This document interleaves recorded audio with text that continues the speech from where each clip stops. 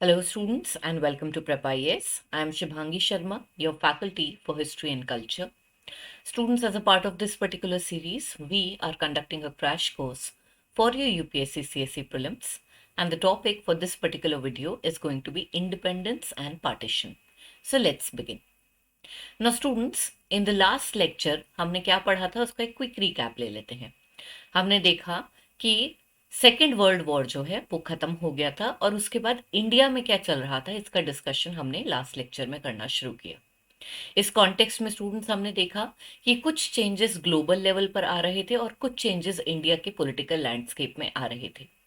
Global level पर हमने देखा कि जब सेकेंड वर्ल्ड वॉर खत्म हुआ तो हमारा पावर बैलेंस शिफ्ट हो गया और ब्रिटेन की जगह हमारे पास यूएसए और यूएसएसआर दो नई सुपर पावर्स की तरह इमर्ज करी और उन दोनों का कहना था कि भाई इंडिया का जो अभी करंट कंडीशन है उसको ठीक किया जाए और उसको फ्रीडम दिया जाए।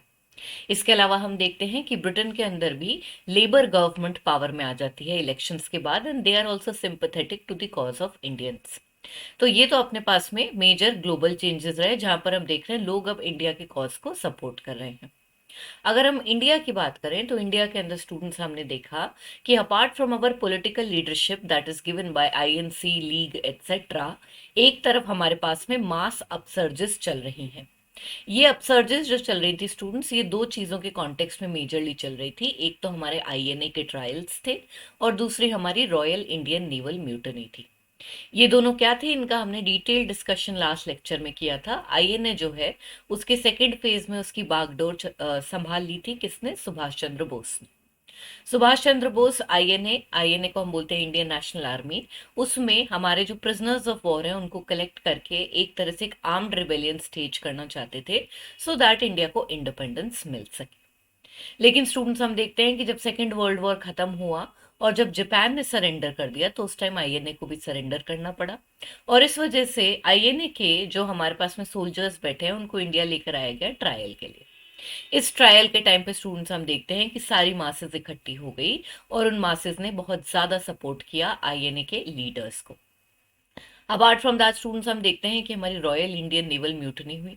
ये जो म्यूटनी हुई स्टूडेंट्स वो मल्टीपल रीजंस की वजह से हुई, लेकिन हम देखते हैं कि अगेन मासेस ने इसको सपोर्ट किया और इसको इंडिपेंडेंस स्ट्रगल के साथ में जोड़ लिया।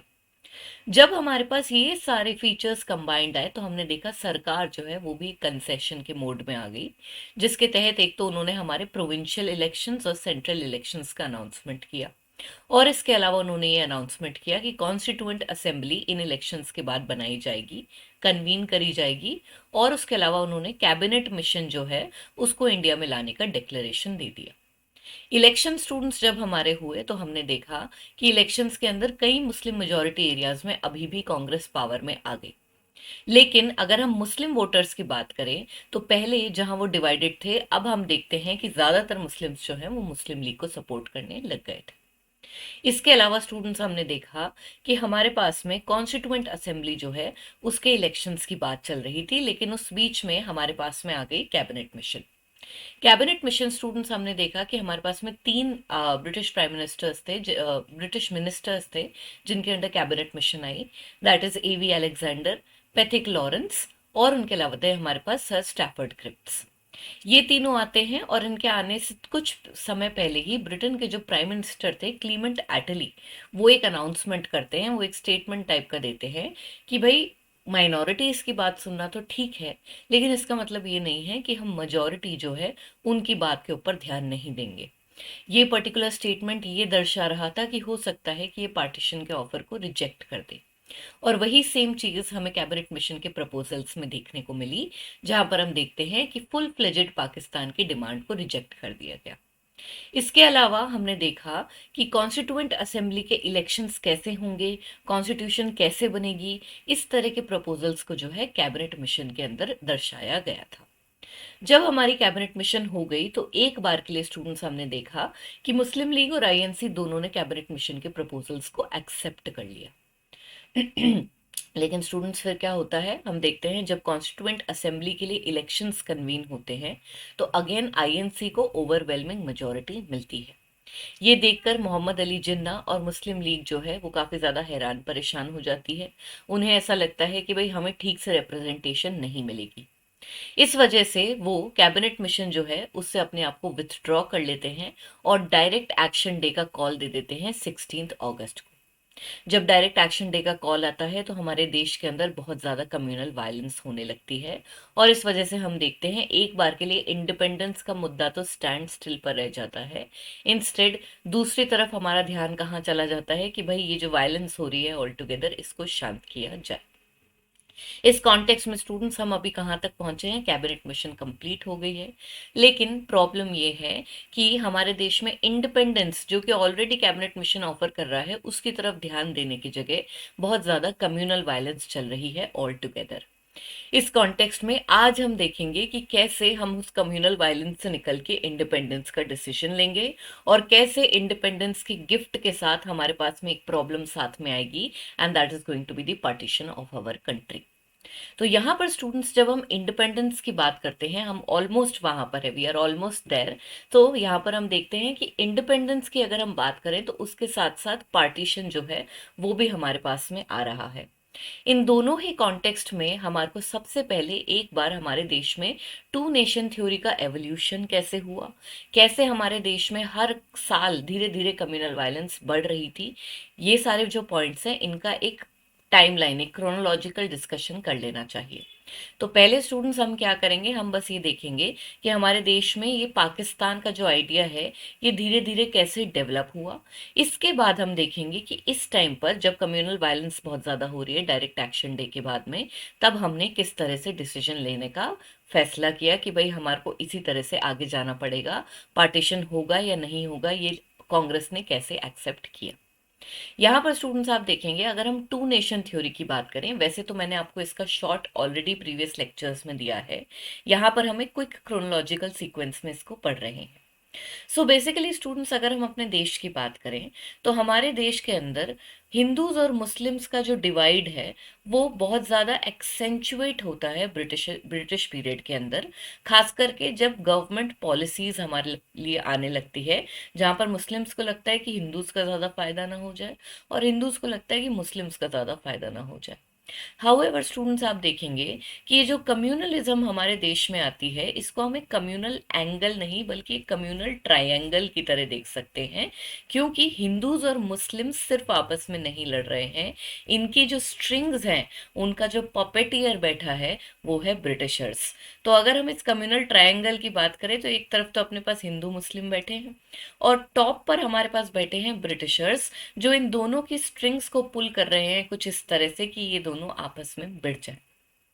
और इस वजह से स्टूडेंट्स हम देखते हैं ये डिवाइड एंड रूल की पॉलिसी जो ब्रिटिशर्स की थी, ये एंड में जाके हमारे को एक बहुत ही बुरा रिजल्ट देकर जाती है, जिस वजह से हमारे देश का पार्टीशन होता है। यहाँ पर स्टूडेंट्स अगर हम कम्युनलिज्म की बात करें तो सबसे पहले एकदम कांग्रेस की फॉर्मेशन के टाइम पर चलते हैं कि भाई उस टाइम पर हिंदूज क्या कर रहे थे और मुस्लिम्स क्या कर रहे थे। देखिए स्टूडेंट्स, हमारे देश के अंदर जब रिवोल्ट ऑफ 1857 हुआ था उस टाइम पर हम देखते हैं कि उसके साथ में एक वहाबी मूवमेंट था जो कि एक इस्लामिक रिवाइवल मूवमेंट था, वो उसके साथ जुड़ गया था।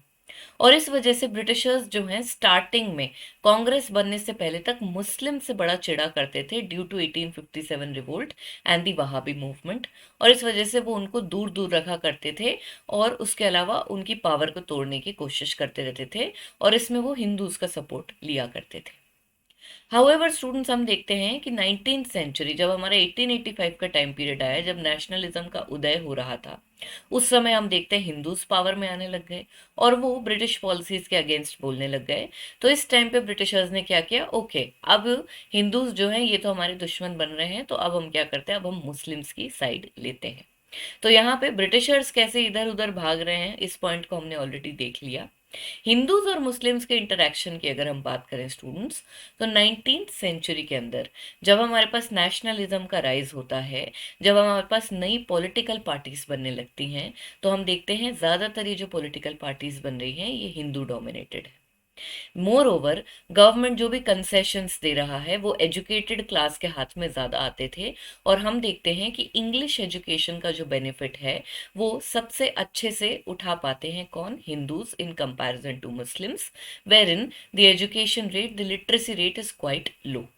इस वजह से मुस्लिम्स के अंदर सस्पिशंस ग्रो होने लगते हैं ऑल टुगेदर कि हिंदूज जो हैं हमें पीछे छोड़ के आगे चले जाएंगे।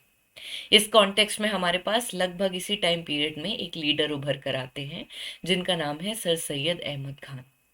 सर सैयद अहमद खान की स्टूडेंट्स अगर हम बात करें तो 1887 में वो अपनी मुस्लिम कम्युनिटी जो है उनको अपील करते हैं कि भाई एक तो आप एजुकेशन की तरफ ध्यान दें, मोर ओवर आप कांग्रेस से दूर रहें और इंडियन फ्रीडम स्ट्रगल में या नेशनल मूवमेंट में पार्टिसिपेट ना करें।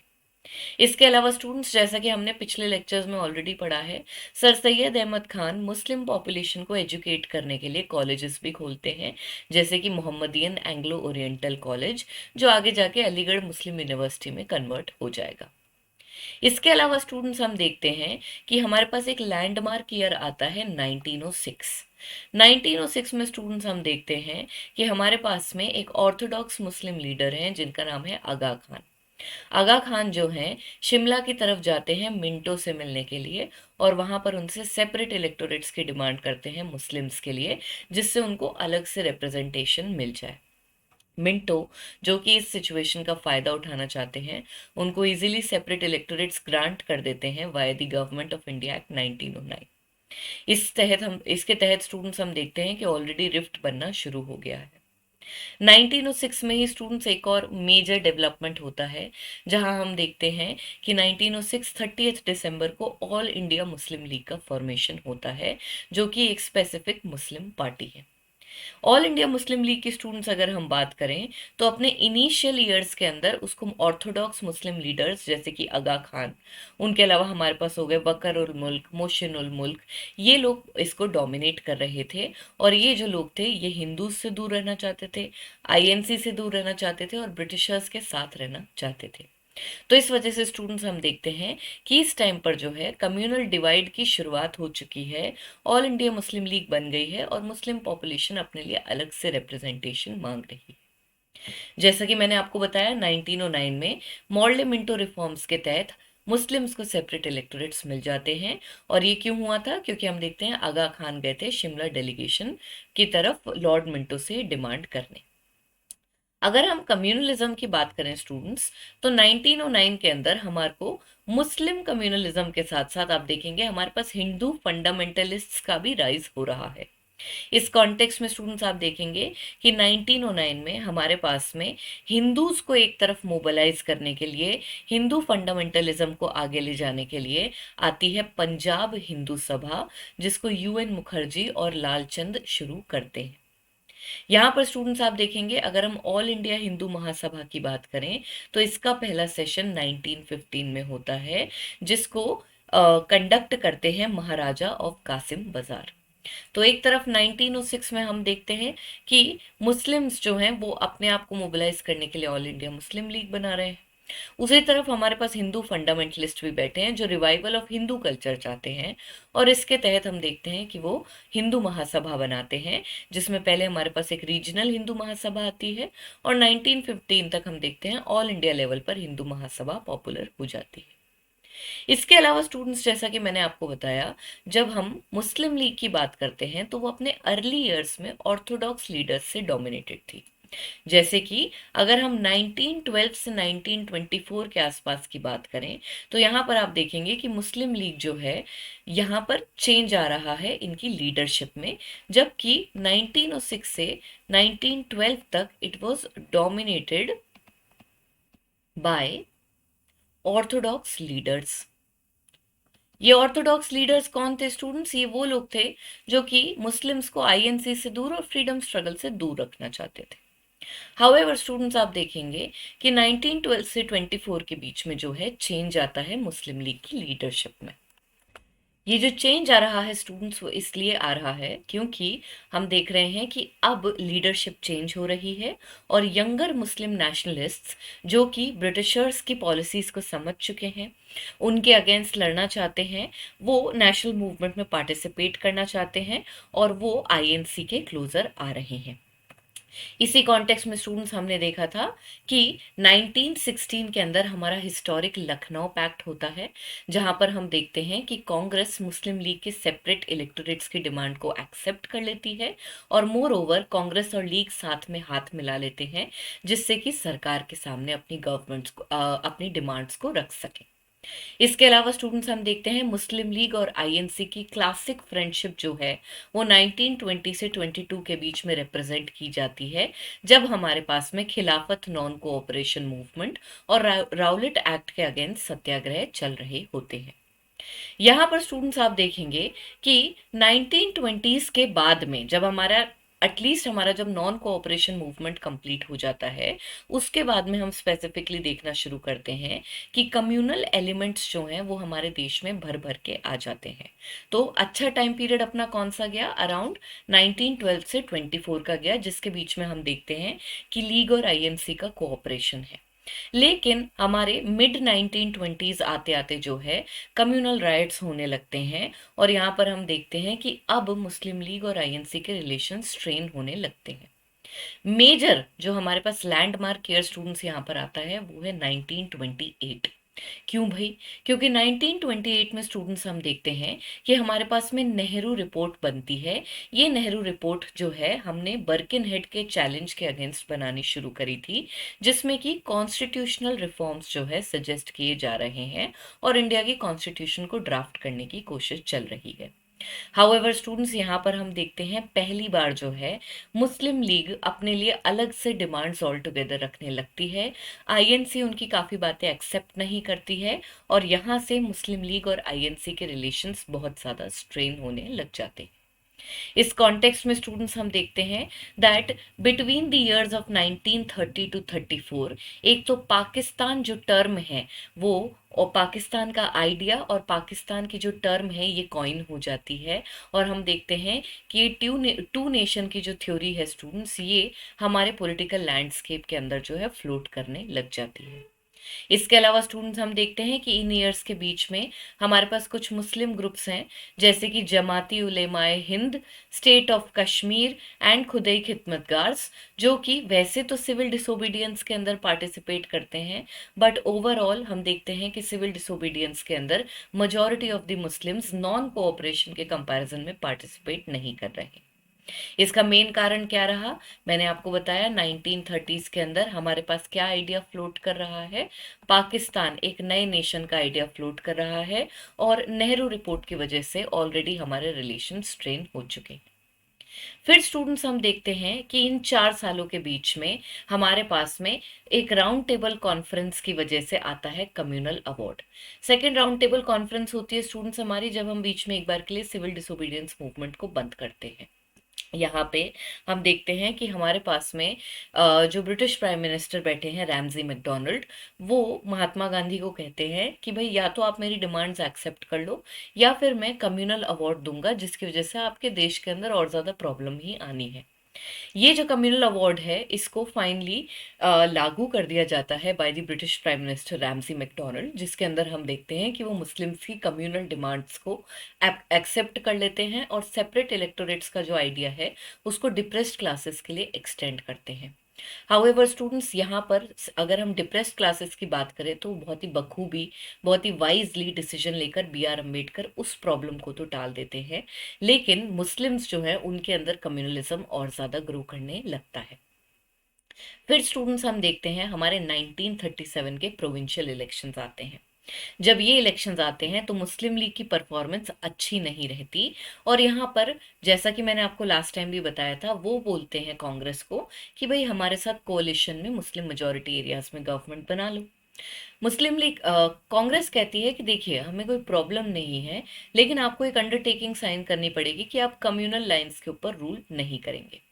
इस वजह से मोहम्मद अली जिन्ना जो है वो बहुत ऑफेंड हो जाते हैं, और वो वहां से निकलकर एक पर्टिकुलर रिपोर्ट बनाते हैं जिसे हम कहते हैं पीरपुर रिपोर्ट, और इसके अंदर वो हिंदूज जो मुस्लिम्स के ऊपर वायलेंस कर रहे हैं इस तरह की स्टोरीज छापते हैं। मोर ओवर हम देखते हैं 1937 के बाद मुस्लिम लीग और अदर मुस्लिम पार्टीज जो कि ऑर्थोडॉक्स नेचर के अंदर वो एक्सट्रीम कम्युनलिज्म की तरफ रिजॉर्ट कर जाती हैं। इस कॉन्टेक्स्ट में स्टूडेंट्स आप देखेंगे कि 1937 से 1939 के बीच में जिन्ना जो है वो कांग्रेस के साथ में किसी भी तरह का रेकन्सिलिएशन करने के लिए तैयार नहीं होते, और वो कुछ इस तरह की बातें कहते हैं कि कांग्रेस को खुद को हिंदू ऑर्गेनाइजेशन डिक्लेयर कर देना चाहिए और मुस्लिम लीग को इंडियन मुस्लिम्स का सोल रिप्रेजेंटेटिव मान लेना चाहिए।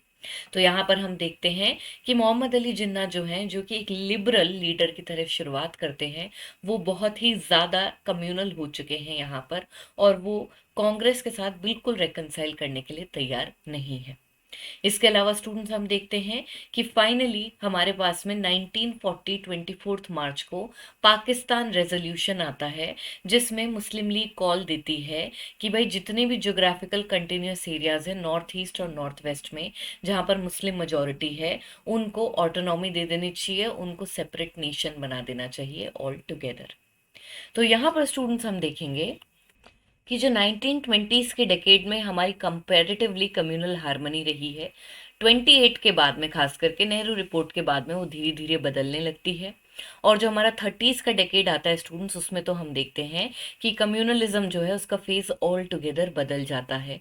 मोहम्मद अली जिन्ना की अगर हम बात करें तो वो आईएनसी से रिकनसाइल करने के लिए बिल्कुल भी तैयार नहीं होते, और फाइनली 1940 में हमारा पाकिस्तान रेजोल्यूशन आ जाता है।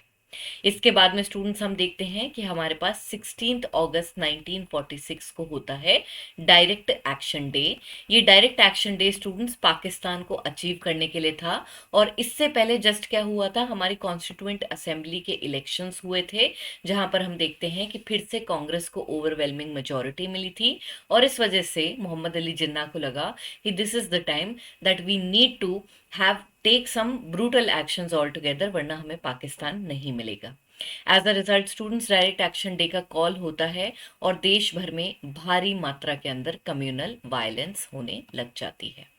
तो ये हमने स्टूडेंट्स कम्युनलिज्म की पूरी स्टोरी देख ली। इसी पार्ट के ऊपर हमने ऑलमोस्ट कल खत्म किया था, और अब यहाँ से कैरी फॉरवर्ड करते हैं और देखते हैं कि भाई आईएनसी क्या कर रही है और ब्रिटिश सरकार ये कम्युनल वायलेंस रोकने के लिए क्या कर रही है।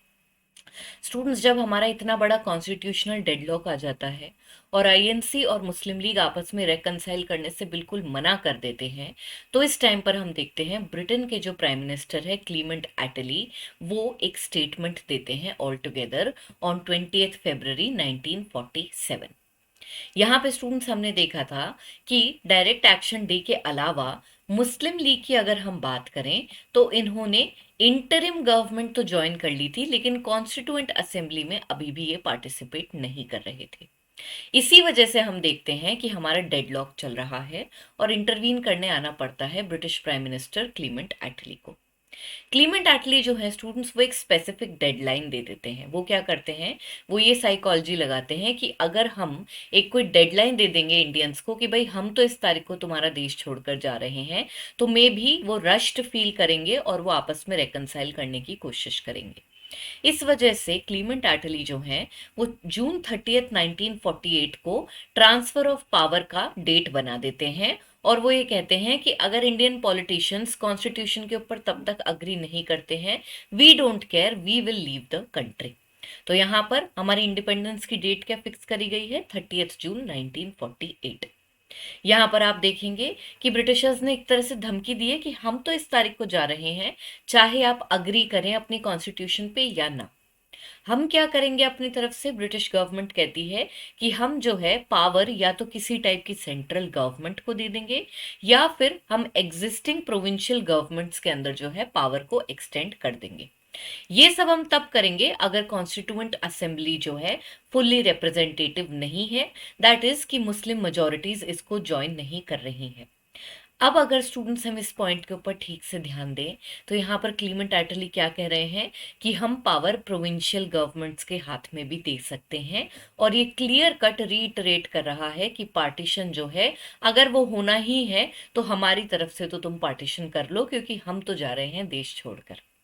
इसके अलावा स्टूडेंट्स आप देखेंगे कि एटली के स्टेटमेंट के अंदर उन्होंने बोला कि ब्रिटिशर्स की जो ऑब्लिगेशंस हैं और पावर्स हैं प्रिंसली स्टेट्स के प्रति, वो भी लैप्स हो जाएंगी ट्रांसफर ऑफ पावर के साथ। हाउएवर प्रिंसली स्टेट्स जो हैं वो किसी नई सक्सेसर गवर्नमेंट को ज्वाइन करें, ये जरूरी नहीं है, ऐसा कोई पर्टिकुलर कंपल्शन उनके ऊपर नहीं है। अपार्ट फ्रॉम दैट स्टूडेंट्स, ये एटली स्टेटमेंट कहता है कि अब हमारे नेक्स्ट जो वाइसरॉय आने वाले हैं वो है माउंट बैटन, जो कि हमारे करंट वाइसरॉय लॉर्ड वेवल को रिप्लेस करेंगे। यहाँ पर स्टूडेंट्स अगर हम सेकंड और थर्ड पॉइंट की तरफ ध्यान दें तो हमारे को क्लियर कट हिंट्स मिल रही हैं पार्टीशन की। मोर ओवर ये कह रहे हैं कि प्रिंसली स्टेट्स जो हैं उनके ऊपर कोई ऑब्लिगेशन नहीं है कि वो सक्सेसर गवर्नमेंट्स को ज्वाइन करें। तो यहाँ पे मात्र पार्टीशन नहीं, यहाँ पर आप देखेंगे बॉल्कनाइजेशन की हिंट्स भी मिल रही हैं। बॉल्कनाइजेशन का मतलब सिंपली ये होता है कि कोई स्पेसिफिक हमारे पास में बड़ी यूनिट है, ज्योग्राफिकल यूनिट, जो कि छोटी छोटी इंडिपेंडेंट टेरिटरीज में टूट गई। तो यहाँ पर अगर प्रिंसली स्टेट्स को ये राइट मिल गया तो वो कभी भी इंडियन यूनियन या पाकिस्तान यूनियन को ज्वाइन नहीं करेंगे, वो अपने इंडिपेंडेंस को मेंटेन करना चाहेंगे। तो यहाँ पर हम देखते हैं पार्टीशन और बॉल्कनाइजेशन, इनकी हिंट्स मिल रही हैं। और ऐसा महसूस होने लगा कि क्लीमेंट एटली जो है दोबारा अपने क्रिप्स ऑफर की तरफ जा रहे हैं। क्रिप्स मिशन जो था उसके आइडियल्स को रीइटरेट कर रहे हैं अपने स्टेटमेंट में। एज अ रिजल्ट स्टूडेंट्स हम देखते हैं अब जो है कांग्रेस का भी माइंडसेट चेंज होने लगा है। उन्हें लग रहा है कि एक तरफ पूरा देश ही पार्टीशन हो जाए, इससे तो बेटर है कि मुस्लिम्स को पाकिस्तान दे दो। इस वजह से स्टूडेंट्स हम देखते हैं कि एक आइडिया देते हैं वीपी मेनन, और वीपी मेनन ये कहते हैं कि हम एक बार के लिए कॉन्स्टिट्यूशनल डेडलॉक को हटाने के लिए डोमिनियन बेसिस पर जो है ट्रांसफर ऑफ पावर करा लेते हैं। और ये पॉइंट जो है फर्दर हमारे पास माउंट बैटन प्लान में आता है। बेसिकली स्टूडेंट्स एटली के स्टेटमेंट के बाद हमारे पास हमारे नए वाइसरॉय माउंट बैटन आ रहे हैं, जो आते ही 3 जून 1947 का प्लान देते हैं। यहाँ पर हमने देख लिया 3 जून के प्लान से ऑलरेडी कांग्रेस ने पार्टीशन को एक्सेप्ट कर लिया है, और उन्होंने बोला कि भाई पूरा देश टूट जाए, इससे तो बेटर है कि इनको पाकिस्तान मिल जाए और हमारे को इमीडिएट ट्रांसफर ऑफ पावर हो, जिससे कि हमें देश भर की कम्युनल वायलेंस को रोक सके। इस कॉन्टेक्स्ट में वीपी मेनन का जो आइडिया था उसको माउंट बैटन प्लान का एक प्रपोजल बनाया जाता है। That is transfer of power एक बार के लिए डोमिनियन बेसिस पर होगा, लेकिन दोनों ही कंट्रीज जो नई बनने वाली हैं उनके पास सिसेशन का राइट होगा at any point of time. इसके अलावा स्टूडेंट्स हम देखते हैं माउंट बैटन प्लान के अंदर पार्टीशन किस तरह से होगा, इसके ऊपर मेजर ध्यान दिया गया है। यहाँ पर स्टूडेंट्स ये डिसीजन होता है कि पंजाब और बंगाल जो है, जो कि अपने मेन बोन ऑफ कंटेंशन है, एक नॉर्थ वेस्ट की तरफ एक नॉर्थ ईस्ट की तरफ, इसमें ये डिसीजन होता है कि पंजाब और बंगाल की जो लेजिस्लेटिव असेंबलीज हैं ये दो ग्रुप्स के अंदर मिलेंगी, जिसके अंदर हम देखते हैं कि एक पार्ट हो गए मुस्लिम्स और दूसरे पार्ट में हो गई जनरल पॉपुलेशन, और ये सिंपल मेजॉरिटी के बेसिस पर पार्टीशन के लिए वोट करेंगे। तो यहाँ पर हम देखते हैं कि अगर सिंपल मेजॉरिटी से दोनों में से एक भी ग्रुप पार्टीशन को फेवर करता है तो ये दोनों प्रोविंसेस जो हैं इनका पार्टीशन हो जाएगा। इसके अलावा स्टूडेंट्स आप देखेंगे कि अगर पार्टीशन होता है, अगर मान लीजिए कि दोनों लेजिस्लेटिव असेंबलीज डिसाइड करती हैं कि पार्टीशन होगा, तो दोनों डोमिनियंस की दो अलग कॉन्स्टिट्यूएंट असेंबलीज क्रिएट करी जाएंगी जो अपने लिए इंडिविजुअली कॉन्स्टिट्यूशन ड्राफ्ट करेंगी। सिंध के लिए ये डिस्कशन हुआ था कि भाई सिंध जो है अपना डिसीजन खुद लेगा, इसकी लेजिस्लेटिव असेंबली डिसाइड करेगी कि भाई वो पार्टीशन करना चाहते हैं या नहीं। इसके अलावा स्टूडेंट्स हम देखते हैं कि नॉर्थ वेस्टर्न फ्रंटियर प्रोविंसेस और सिलहेट जो कि बंगाल के अंदर पड़ता है, इनके अंदर भी रेफरेंडम की बात करी गई, जिससे कि पता चले कि भाई ये इंडिया में रहना चाहते हैं या फिर ये पाकिस्तान को ज्वाइन करना चाहते हैं। इसके अलावा स्टूडेंट्स आप देखेंगे क्योंकि कांग्रेस ने अपने यूनिफाइड इंडिया के आइडिया को गिव अप कर दिया था, इस वजह से इनको माउंट बैटन प्लान के अंदर जो है कुछ कंसेशंस दिए जाते हैं।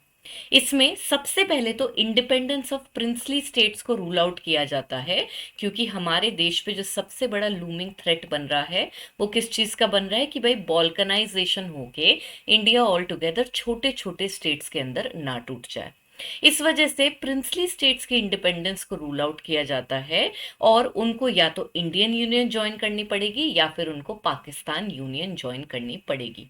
इसके अलावा स्टूडेंट्स आप देखेंगे कि बंगाल की कंप्लीट इंडिपेंडेंस को रूल आउट किया गया और उनको ये अगेन उन्हें सेम बात बोली गई कि अगर दो यूनियन बनते हैं तो आपको आइदर को ज्वाइन करना है।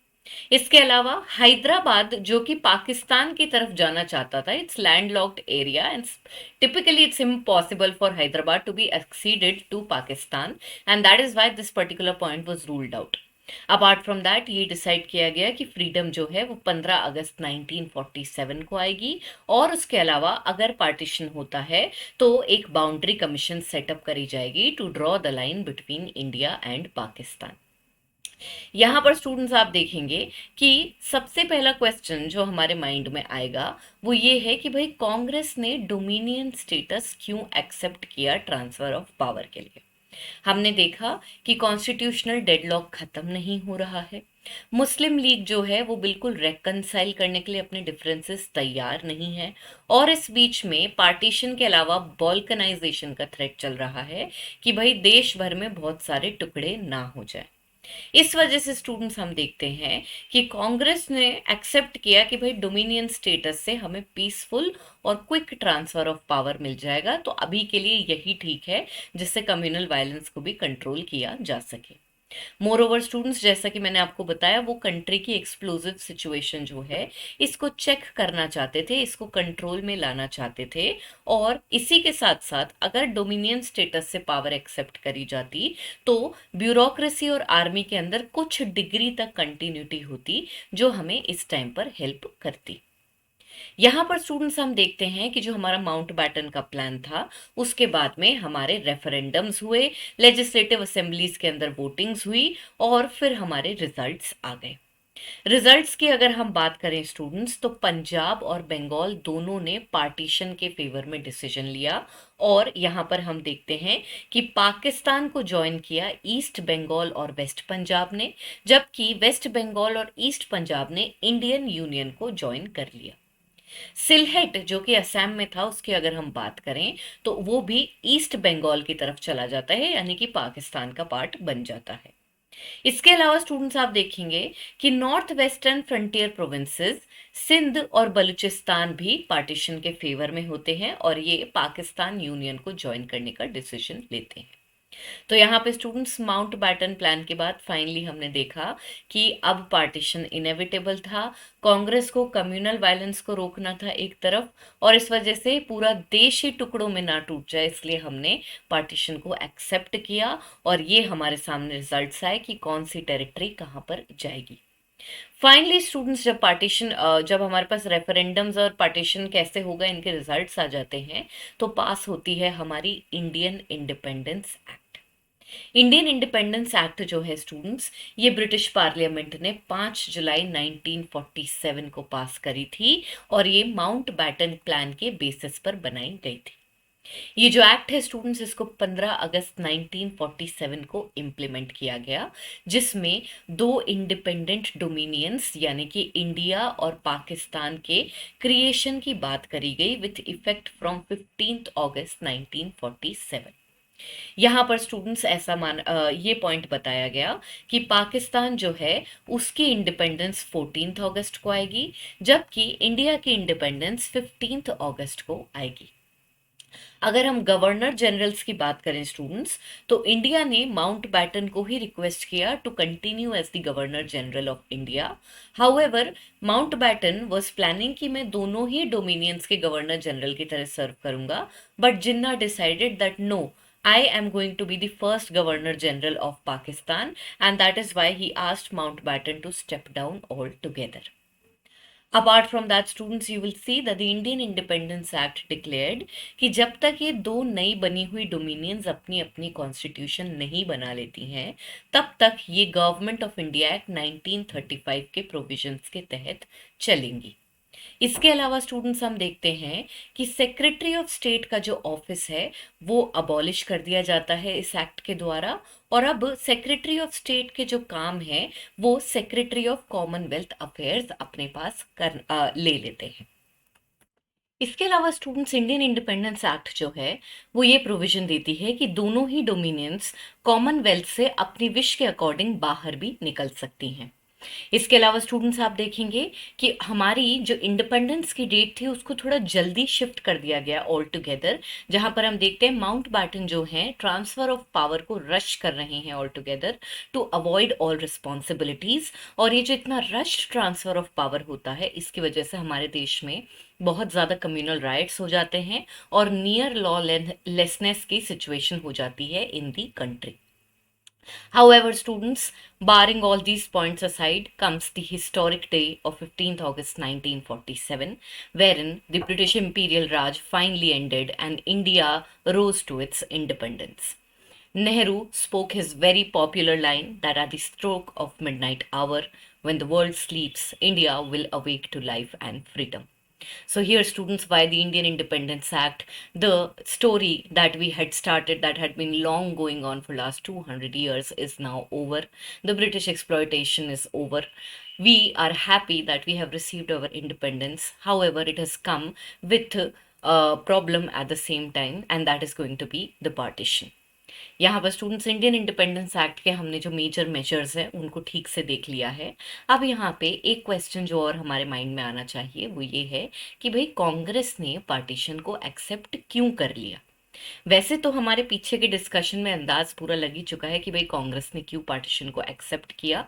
यहाँ पे स्टूडेंट्स हम देखते हैं कि हमने लंबे समय से 1928 के आसपास से ही हम मुस्लिम लीग से जो है नेगोशिएशंस करने की कोशिश कर रहे थे। ये कोशिश हो रही थी कि भाई उनके जो राइट्स हैं उनके माइनॉरिटी राइट्स को प्रिजर्व किया जा सके, लेकिन हम देखते हैं कि मुस्लिम मासेस को नेशनल मूवमेंट के अंदर ड्रॉ करना और उसके अलावा उनके जो डिमांड्स हैं उनके तहत उनको खुश रखना, इसके अंदर हम देख रहे हैं कि भाई लॉन्ग टर्म फेलियर चल रहा है ऑल टुगेदर, हम किसी भी वे में सक्सेस नहीं पा रहे थे। मोर ओवर स्टूडेंट्स हम देखते हैं कि कांग्रेस जो है इनके पास में दो टास्क है। एक टास्क तो ये है कि भाई देश भर की जो डाइवर्स क्लासेस और कम्युनिटीज हैं, ग्रुप्स और रीजन्स हैं, उनको एक नेशन के अंदर कन्वर्ट करना है। और दूसरा है कि देश की इंडिपेंडेंस सिक्योर करनी है। अब यहाँ पर इस फर्स्ट पॉइंट के ऊपर ध्यान देते देते ये सेकंड पॉइंट हाथ से निकलता जा रहा था कि भाई एक सिर्फ मुस्लिम कम्युनिटी के ऊपर ओवरऑल ध्यान देते देते देते देते इतना लंबा समय निकल गया था कि हो सकता है कि इंडिपेंडेंस भी कुछ इस तर्ज पे हो जाता कि बाकी प्रिंसली स्टेट्स जो हैं वो भी इंडिपेंडेंस डिक्लेयर करके पूरा देश ही तोड़ देते। तो यहाँ पर इन टू फोल्ड टास्क में हमने इसके ऊपर प्रायोरिटी दी क्योंकि ये काम करते करते ऑलरेडी डेकेड्स बीत चुके थे। इसके अलावा स्टूडेंट्स हम देखते हैं कि अगर इमीडिएट ट्रांसफर ऑफ पावर नहीं होता तो डायरेक्ट एक्शन के बाद जो कम्युनल वायलेंस चल रही थी वो सिर्फ और बढ़ती ही कम नहीं होती। इसके अलावा स्टूडेंट्स आप देखेंगे इंटरिम गवर्नमेंट जिसके अंदर मुस्लिम लीग और कांग्रेस सिर्फ लड़ रहे थे और अल्टीमेटली उसका कोलैप्स हो गया था।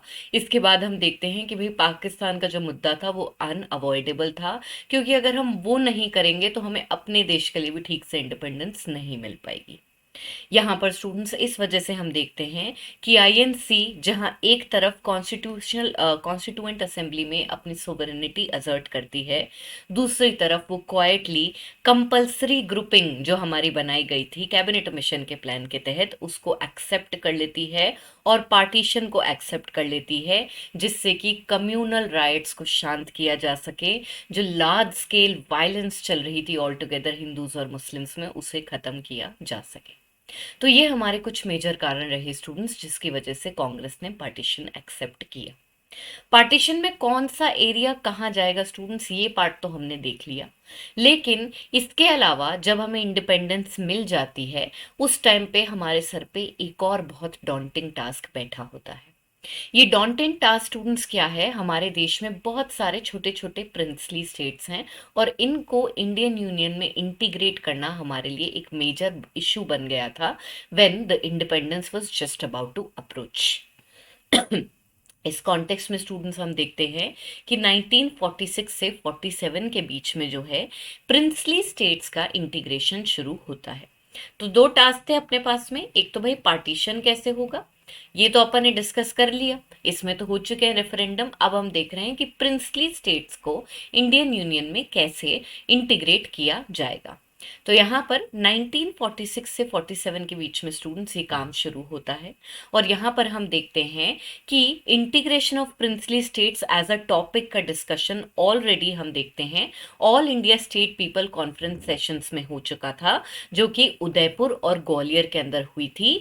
इन्हें नेहरू ने प्रोसाइड किया था and they happened in the year 1945 and 1947। इन दोनों ही कॉन्फ्रेंस के अंदर जवाहरलाल नेहरू बहुत ही क्लियरली डिक्लेयर करते हैं कि जो भी स्टेट इंडियन यूनियन को ज्वाइन करने से मना कर देगा या कॉन्स्टिट्यूएंट असेंबली को ज्वाइन करने से मना कर देगा, they will be treated as hostile. इसके अलावा स्टूडेंट्स हम देखते हैं कि इंटीग्रेशन ऑफ प्रिंसली स्टेट्स का जो मैमथ टास्क था वो दिया गया सरदार वल्लभ भाई पटेल को, जिनको स्टेट्स डिपार्टमेंट का इंचार्ज बनाया गया, और इसमें इनकी मदद कर रहे थे वीपी मेनन। इन दोनों ने मिलके इस मैमथ टास्क को मात्र 1 साल के अंदर कंप्लीट कर दिया स्टूडेंट्स। और इस वजह से हम देखते हैं कि वल्लभ भाई पटेल का इंटीग्रेशन ऑफ स्टेट का जो इमेंस कंट्रीब्यूशन रहा है, इसको कमेमोरेट करने के लिए रिसेंटली हमारे देश में स्टैचू ऑफ यूनिटी भी बनी थी, जो कि वर्ल्ड की टॉलेस्ट बिल्डिंग, टॉलेस्ट स्टैचू मानी जाती है।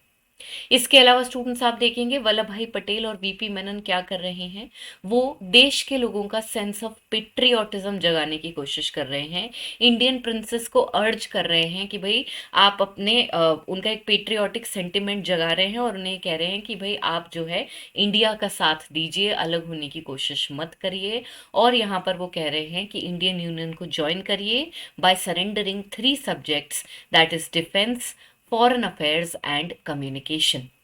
यहाँ पर स्टूडेंट्स हम देखते हैं कि इन सारे डिक्लेरेशंस के बाद पटेल के अंदर 2 फेजेस के अंदर हमारे इंडियन स्टेट प्रिंसली स्टेट्स का इनकॉर्पोरेशन होता है। यहाँ पर स्टूडेंट्स आप देखेंगे कि पहले फेज के अंदर हम देखते हैं कि 15 अगस्त 1947 तक सारे स्टेट्स, सारे princely states except Kashmir, Hyderabad और जूनागढ़ जो हैं, इंस्ट्रूमेंट ऑफ एक्सेशन को ज्वाइन कर लेते हैं और अपने डिफेंस, एक्सटर्नल अफेयर्स और कम्युनिकेशन के जो सब्जेक्ट्स हैं इनको गिव अप करके इंडियन कॉन्स्टिट्यूएंट असेंबली का पार्ट बन जाते हैं। सेकेंड फेज के अंदर क्या होता है स्टूडेंट्स, हम देखते हैं कि अब ये जो प्रिंसली स्टेट्स जो कि हमारे पास में आ चुके हैं, इनको हमें नियर बाय टेरिटरीज के साथ असिमिलेट करना है। एज अ रिजल्ट स्टूडेंट्स आप देखेंगे कि इंटीग्रेशन ऑफ स्टेट्स जो है वो नेबरिंग प्रोविंसेस के साथ होता है या ऑल टुगेदर नई यूनिट्स के साथ होता है, जैसे कि काठियावाड़ यूनियन, विंध्य एंड मध्य प्रदेश, राजस्थान और हिमाचल प्रदेश। तो हम क्या कर रहे हैं कि हमने आसपास की जो नेबरिंग यूनिट्स हैं उनके साथ प्रिंसली स्टेट्स को इंटीग्रेट कर दिया, जिसकी वजह से नई यूनिट्स बन रही हैं, जैसे कि काठियावाड़ यूनियन, हिमाचल प्रदेश एटसेट्रा। इसके अलावा स्टूडेंट्स हम देखते हैं कि हमें कुछ इंटरनल कॉन्स्टिट्यूशनल चेंजेस करने पड़ते हैं कुछ स्टेट्स के लिए, जिससे वो कुछ समय के लिए अपनी पुरानी बाउंड्रीज को रिटेन कर सकें। और ये पर्टिकुलर एक्सेप्शन आता है for the states such as Hyderabad, Mysore, Travancore and Kochi. तो ये 2 फेज रहे स्टूडेंट्स, जिनके अंदर हम देखते हैं कि हमारे पास में प्रिंसली स्टेट्स का इंटीग्रेशन हो जाता है। बिटवीन 1947 टू 48 हम देखते हैं कश्मीर, हैदराबाद और जूनागढ़ भी एक के बाद एक इंस्ट्रूमेंट ऑफ एक्सेशन को साइन कर देते हैं। इसके अलावा स्टूडेंट्स आप देखेंगे कि ये पूरा मैमथ टास्क मात्र 1 साल के अंदर कंप्लीट कर दिया गया था। और इसको करने के लिए सरदार वल्लभ भाई पटेल ने एक बेट ऑफर करी थी। वो बेट जो थी स्टूडेंट्स, उसको हम कहते हैं प्रीवी पर्स।